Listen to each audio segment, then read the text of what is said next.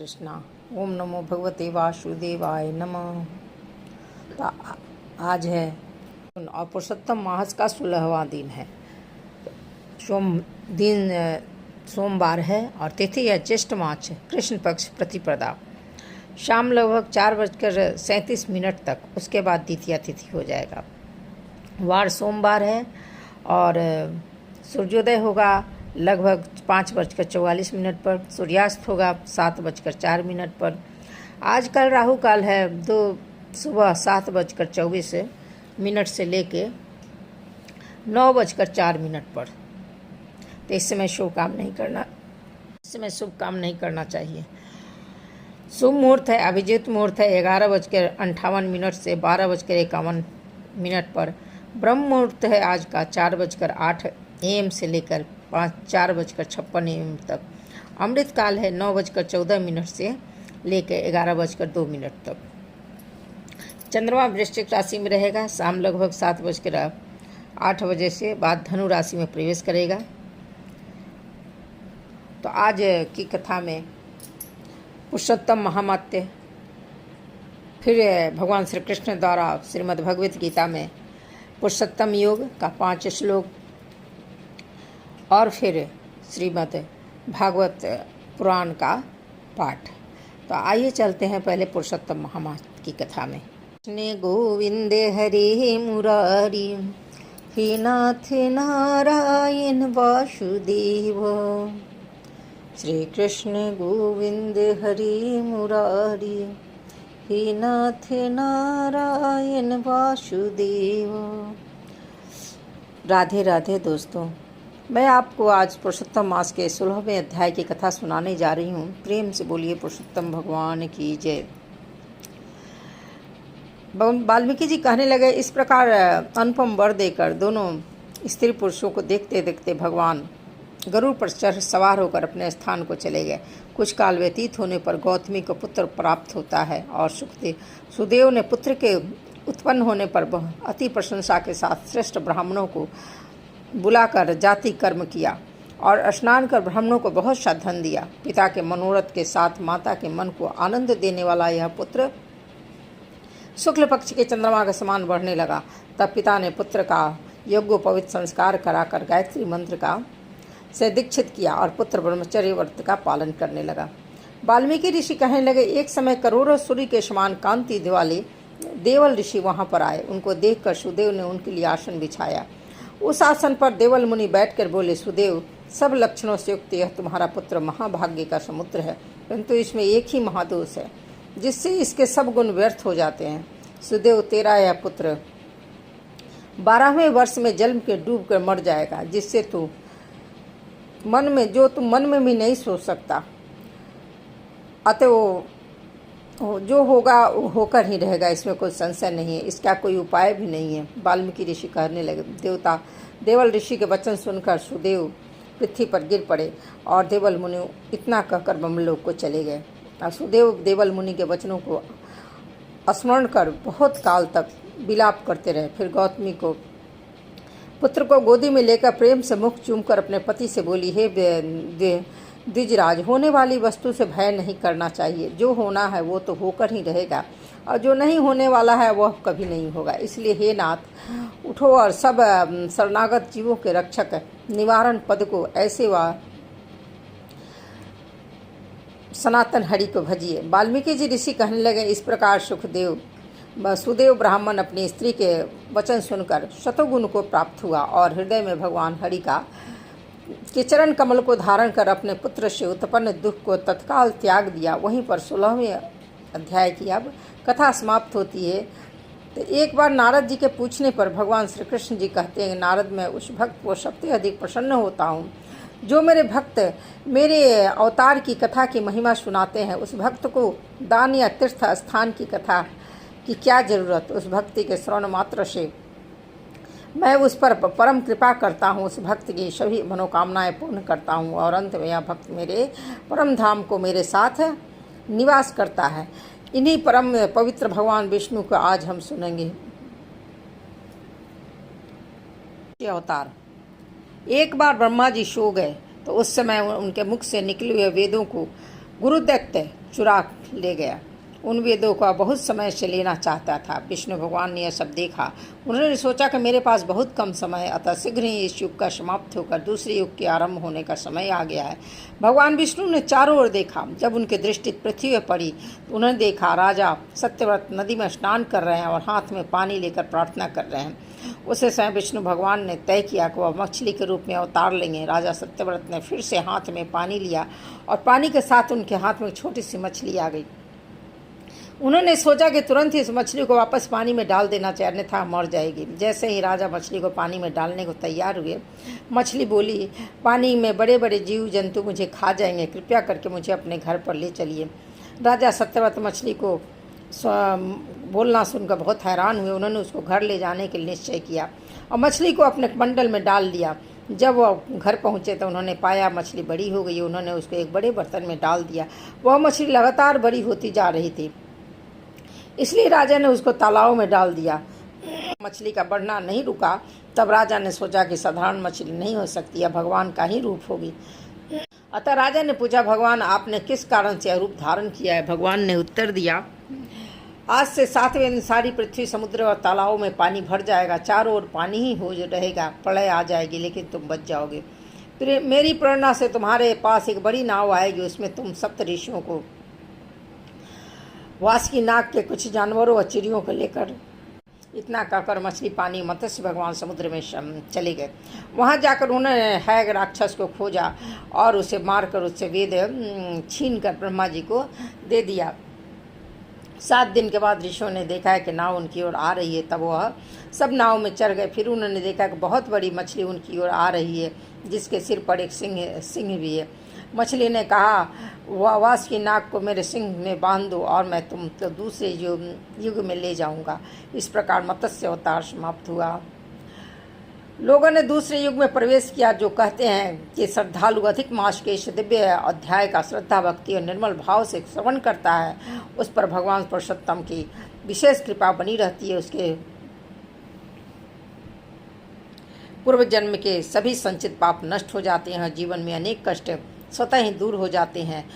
भगवान पुरुषोत्तम की कृपा से घर में सुख शांति, धन्य धान्य, समृद्धि का वास होता है।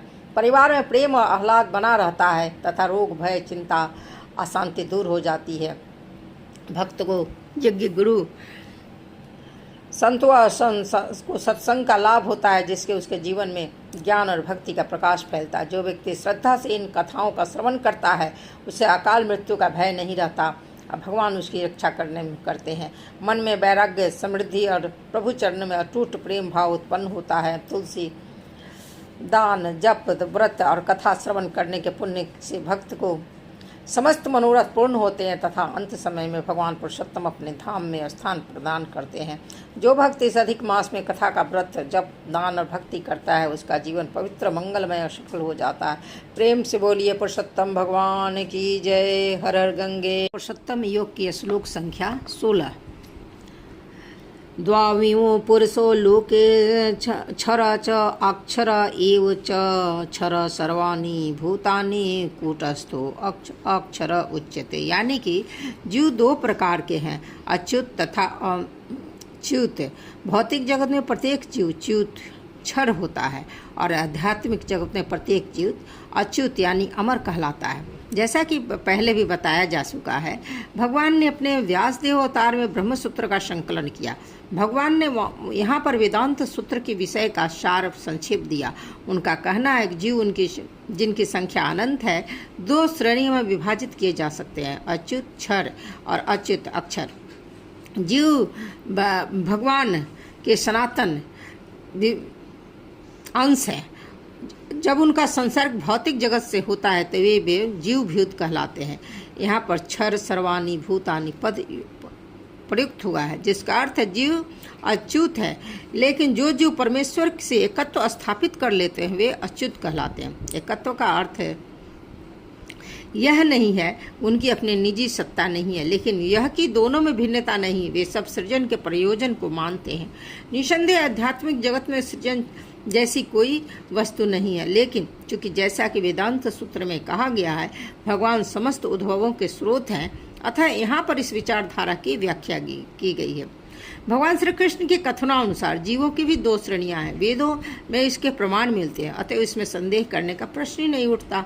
इस संसार में संघर्षरत सारे जीव मन तथा 5 इंद्रियों से युक्त शरीर वाले हैं, जो परिवर्तनशील हैं। जब तक जीव जीवित है तब तक उसका शरीर पदार्थ के संसर्ग से बदलता रहता है। क्योंकि पदार्थ बदलता है इसलिए जीव बदलते प्रतीत होते हैं, लेकिन आध्यात्मिक जगत में शरीर पदार्थ से नहीं होता, अतः उसमें परिवर्तन नहीं होता। भौतिक जगत में जीव 6 परिवर्तनों से गुजरता है: जन्म, वृद्धि, अस्तित्व, प्रजनन, क्षय तथा विनाश। ये भौतिक शरीर के परिवर्तन है, लेकिन आध्यात्मिक जगत में शरीर परिवर्तन नहीं होता। वहाँ न जरा है, न जन्म है और न मृत्यु। वे सब एकावस्था में रहते हैं। क्षर सर्वाणी भूतानि। जो भी जीव आदि जीव ब्रह्म से लेकर क्षुद्र चींटी तक भौतिक प्रकृति के संसर्ग में आता है, वो अपना शरीर बदलता है। यानी कि ये 6 प्रक्रिया से वह गुजरता ही गुजरता है। लेकिन आध्यात्मिक जगत में वे मुक्त जीव सदा एक अवस्था में रहते हैं, यानी कि वे अक्षर रहते हैं। 17वां श्लोक है: उत्तम पुरुष सत्वन्य परमात्मे इति उदाहता यो लोक त्रयम अविश्य बिभ्रति अव्यय ईश्वर। यानी कि इन दोनों के अतिरिक्त एक परम पुरुष परमात्मा है, जो साक्षात अविनाशी भगवान है, जो तीनों लोकों में प्रवेश करके उसका पालन करते हैं। इस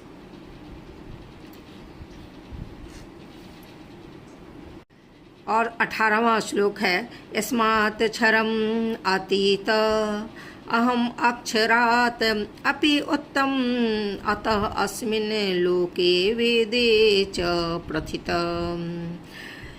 पुरुषोत्तम।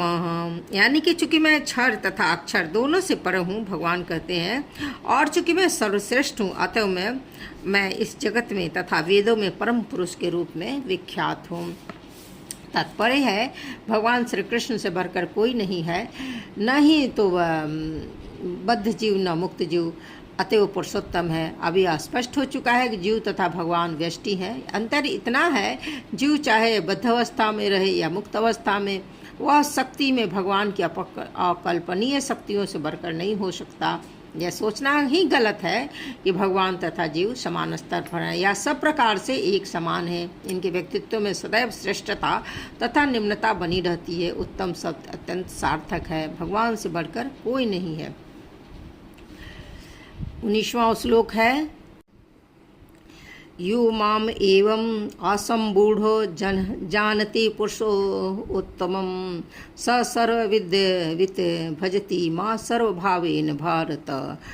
यानी कि जो कोई भी मुझे संशय रहित होकर पुरुषोत्तम भगवान के रूप में जानता है, वह सब कुछ जानने वाला है। अतः हे भरत पुरुष, वह व्यक्ति मेरी पूर्ण भक्ति में रत होता है। तात्पर्य है जीव तथा भगवान की स्वाभाविक स्थिति के विषय में अनेक दार्शनिक उपापोह करते हैं। इस श्लोक में भगवान स्पष्ट बताते हैं कि जो भगवान श्री कृष्ण को परम रूप में जानता है, वह सारी वस्तुओं को ज्ञाता है। अपूर्ण ज्ञाता परम सत्य के विषय में केवल चिंतन करता है, जबकि पूर्ण ज्ञाता समय का अपव्यय किए बिना सीधे श्री कृष्ण की भजन में लग जाता है, अर्थात भगवान की भक्ति करने लगता है। संपूर्ण भगवत गीता में पग पग पर इस तथ्य पर बल दिया गया है। फिर भी भगवत गीता में ऐसे अनेक कट्टर भाष्यकार हैं जो परमेश्वर तथा जीव को एक ही मानते हैं। और 20वां श्लोक है: इति गुहतमं सहस्त्रम इदम उक्तमं मया नघ एतत बुद्धिमान सयात कृत्यः च भारत। हे अनघ, यह वैदिक शास्त्रों का सर्वाधिक गुप्त अंश है जिसे मैंने अब प्रकट किया है। जो कोई इसे समझता है बुद्धिमान हो जाता है और इसके प्रयास पूर्ण होंगे। तात्पर्य है कि भगवान ने यहाँ स्पष्ट किया है कि सारे शास्त्रों का सार है और भगवान ने इसे जिस रूप में कहा है उसे उसी रूप में समझ लेना चाहिए। तुम इस तरह से मनुष्य बुद्धिमान तथा दिव्य ज्ञान में पूर्ण हो जाएगा। दूसरे शब्दों में भगवान ने इस दर्शन को समझाने तथा इसके दिव्य शीजा में प्रवृत्त होने से प्रत्येक व्यक्ति प्रकृति के गुणों के समस्त कलेशों से मुक्त हो सकता है। भगवत गीता में पुरुषोत्तम योग का ये 20वां श्लोक समाप्त हुआ। तो बोलिए श्रीमद् भगवत गीता की जय, श्री कृष्ण भगवान की जय, राधे राधे। अब आइए श्रीमद् भागवत पुराण में जिसका मैं प्रथम स्कंद का नित्य सुनाती हूँ आप लोगों को। आइए चलते श्रीमद् भागवत महापुराण की भक्ति और की गंगा में डुबकी लगाते हैं। पहले की कथा में मैं सुना चुकी हूँ। भगवान श्री कृष्ण के उपस्थित में भीष्म पितामह अपना शरीर को त्याग करते हैं और भगवान द्वारिका के लिए प्रस्थान करते हैं। मुनि ने पूछा, जो महाराज युधिष्ठिर के वैद्य पैतृक संपत्ति को छीनना चाहते थे, उन शत्रुओं का वध करने के पश्चात महानतम धर्मात्मा युधिष्ठिर ने अपने भाइयों की सहायता से अपनी प्रजा पर किस प्रकार शासन चलाया। निश्चित ही अपने साम्राज्य का उपयोग मुक्त होकर निरंकुश चेतना से नहीं कर सकते।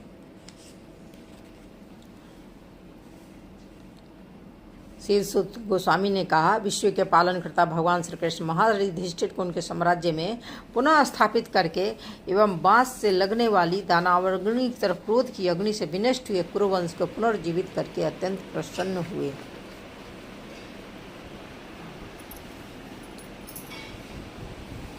भीष्मदेव तथा अच्युत भगवान श्री कृष्ण ने जो कुछ कहा था उससे प्रबुद्ध होकर महाराज युधिष्ठिर परिपूर्ण ज्ञान विषयक मामलों में व्यस्त हो गए, क्योंकि उनके सभी संदेह दूर हो चुके थे। इस प्रकार उन्होंने पृथ्वी तथा सागरों पर राज्य किया और उनके छोटे भाई उनका साथ देते रहे। महाराज युधिष्ठिर के राज्य में बादल लोगों की आवश्यकता अनुसार पानी बरसाते थे और पृथ्वी मनुष्यों की समस्त आवश्यकताओं को प्रचुर मात्रा में उत्पन्न करती थी। दूध से भरे थनों वाली तथा प्रसन्न चित्त वाली गायें अपने दूध से चारागाह को सिक्त करती रहती थी। प्रत्येक ऋतु में नदियां, समुद्र, पर्वत, जंगल, लताएं तथा कारगर औषधियां प्रचुर मात्रा में राजों को अपना अपना कर चुकाया करती थी। चूंकि राजा का कोई शत्रु नहीं था, अतः समस्त जीव कभी भी मानसिक कलेशों, रोगों या अत्यधिक ताप या शीत से विचलित नहीं थे। श्री भगवान अपने संबंधियों को सांत्वना देने तथा अपनी बहन सुभद्रा को प्रसन्न करने हेतु कुछ महीने हस्तिनापुर में और रहे। तत्पश्चात जब भगवान ने प्रस्थान करने की अनुमति मांगी और राजा ने उन्हें अनुमति दे दी, तो श्री भगवान ने राजा युधिष्ठिर के चरणों में नतमस्तक होकर प्रणाम किया और राजा ने उनको गले लगा लिया। इसके पश्चात अन्य व्यक्तियों द्वारा गले मिलकर एवं प्रणाम स्वीकार करके भगवान अपने रथ में आरूढ़ हो गए। महाराज युधिष्ठिर भगवान श्री कृष्ण के बड़े फुफेरे भाई थे, अतः उनसे विदा लेते समय भगवान श्री कृष्ण राजा के चरणों में नतमस्तक हुए। राजा ने छोटे भाई की तरह उनका आलिंगन लिया। यद्यपि राजा भली भांति जानते थे कि श्री कृष्ण पूर्ण पुरुषोत्तम है।